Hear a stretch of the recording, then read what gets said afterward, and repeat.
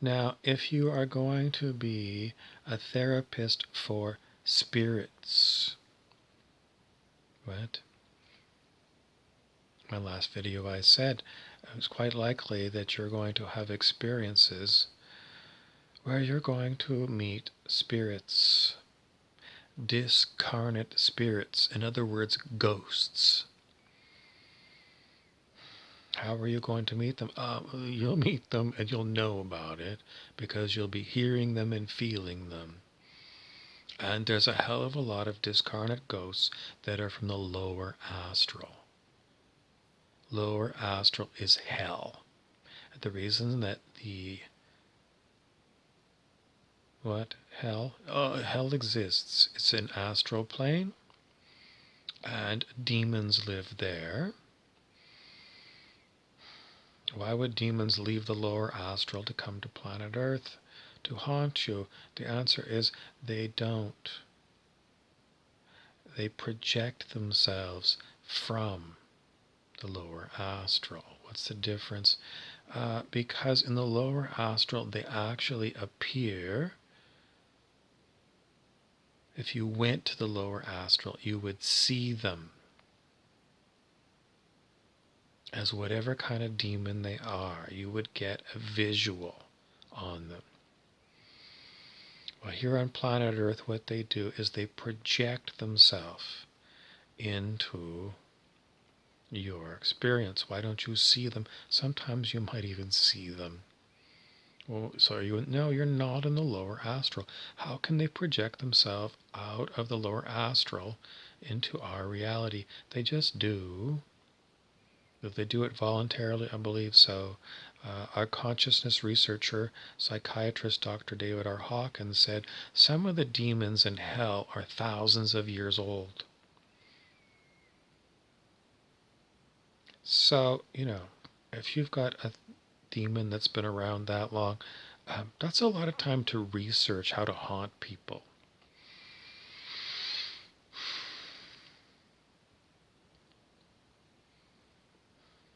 If you were going to counsel these demons, why would you want to counsel them? Well, they don't want to be counseled. If they're thousands of years old, if they ever wanted to be counseled, they would have figured out where to go for help. They really don't. So what's the point of counseling spirits? Some spirits are not demonics that are thousands of years old. Some spirits that you might come across might have been human 10 minutes ago. In other words, their body just died. The soul or spirit of that person is still here.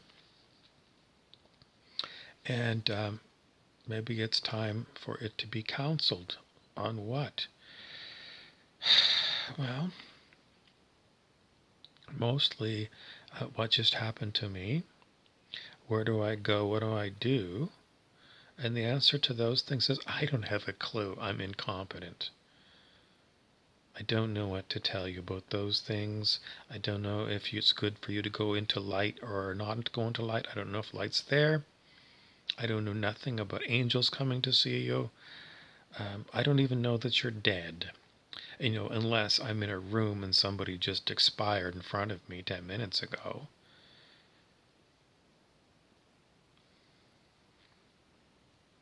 But maybe the spirit wants a human counseling about, what would you do if you were a human? Can I give that kind of counseling? I'm not very good at it. Why? Because people don't like what I tell them. They don't. They don't. I tell them my truth. And for most people, my truth is unacceptable. Unacceptable? Unacceptable.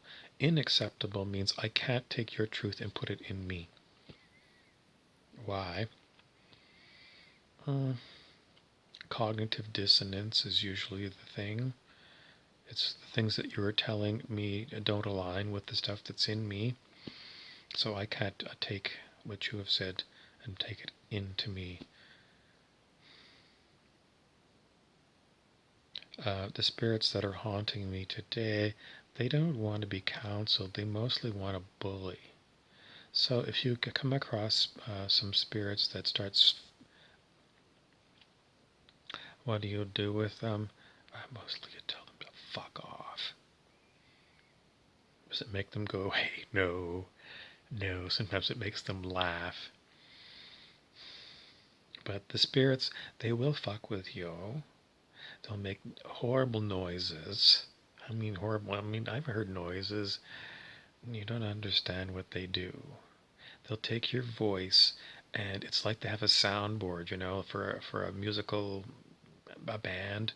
You know what a soundboard is? And it's got all kinds of little the sliders on it and little dials and things. That's what they'll do. And you'll be talking, and they'll put you'll be talking, and you'll hear like extra echo of your voice. You'll hear them here, or maybe behind you, like sitting right there and breathing like a rapist into your ear. Right now, what they're doing is they're affecting my sinuses. They're squeezing my sinuses so it feels to me like I can't breathe properly. How can they do it? It's telekinesis.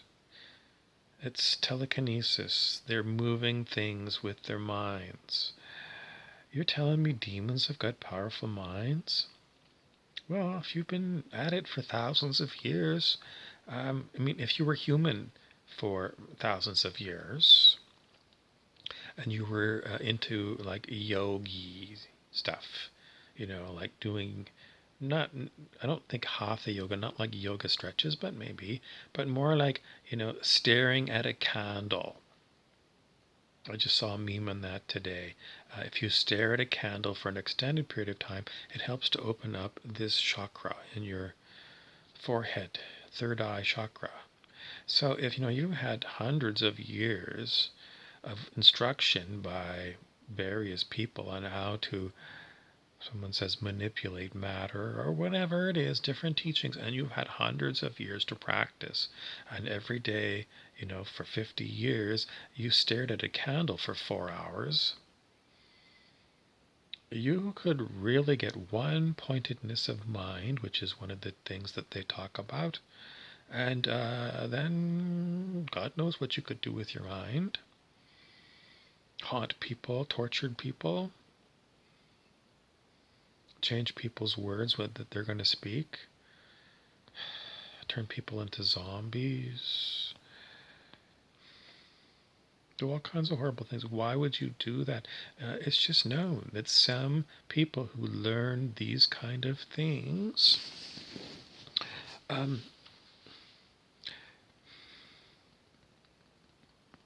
mean-spirited. Someone says it's to teach you. Maybe it's to teach you what a mean-spirited yogi couldn't do. Are there good yogis that are supposed to manage these mean-spirited yogis? Genies?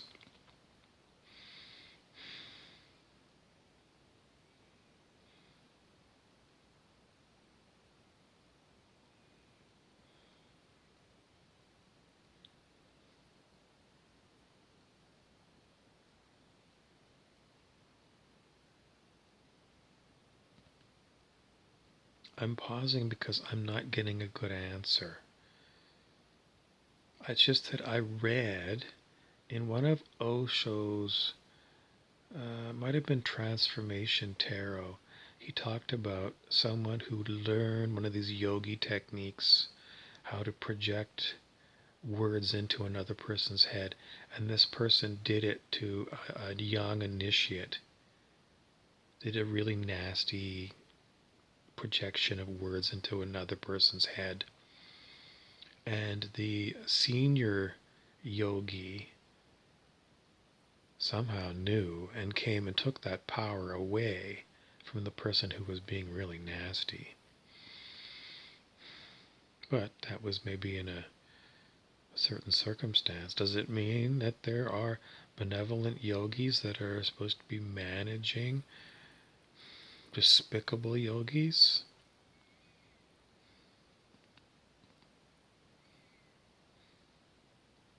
The despicable yogi says yes. They say yes because according to theory,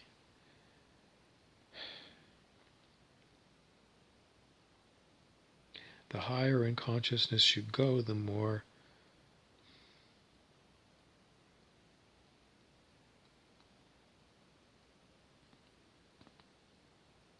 well, okay.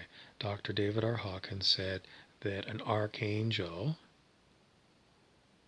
calibrates at, I don't know, maybe starting at 50,000 up to 500,000 on the scale of human consciousness. Top number for a person in a human body is 1,000. So an archangel at 50,000, imagine 50,000 Jesuses. That's an archangel.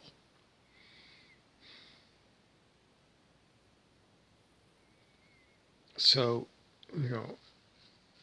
yogis that are doing nasty things, you think an archangel would have no trouble whatsoever grabbing that nasty thing and taking away their powers. But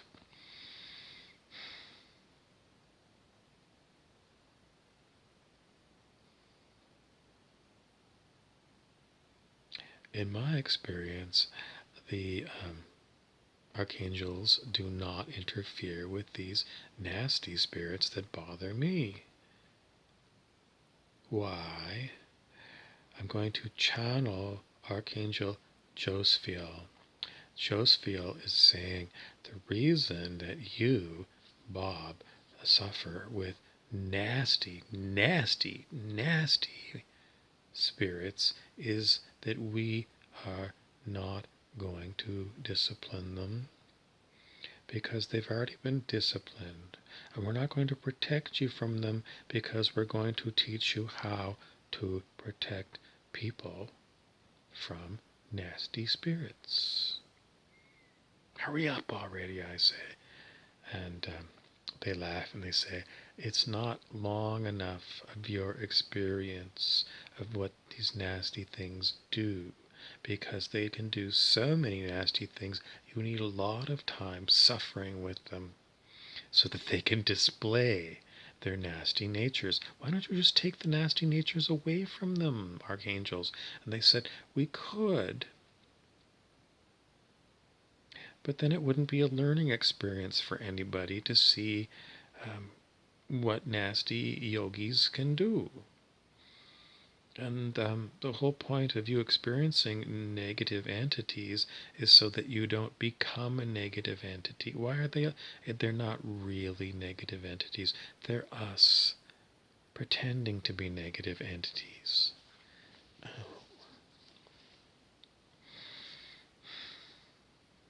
So there's no use me counseling an archangel. Fuck off. They're just laughing. How did I ever get to be such a puny little thing that an archangel of power 50,000 would even bother with me? The answer is they have to have something to do. With great power comes, okay, the good example they want to give you is in Star Trek The Next Generation, the character of Q. Q came and he was an archangel. He could do anything. He could bend reality, do anything.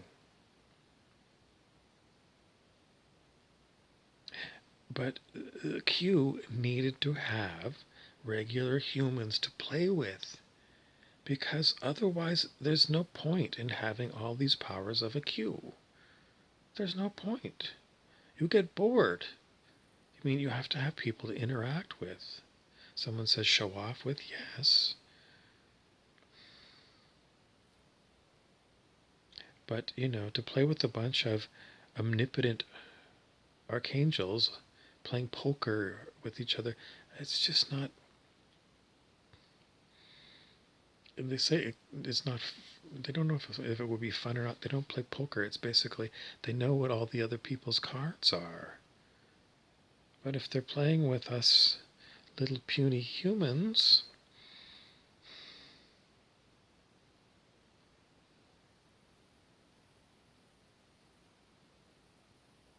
it's not really worthy of them, but that's the best they can come up with.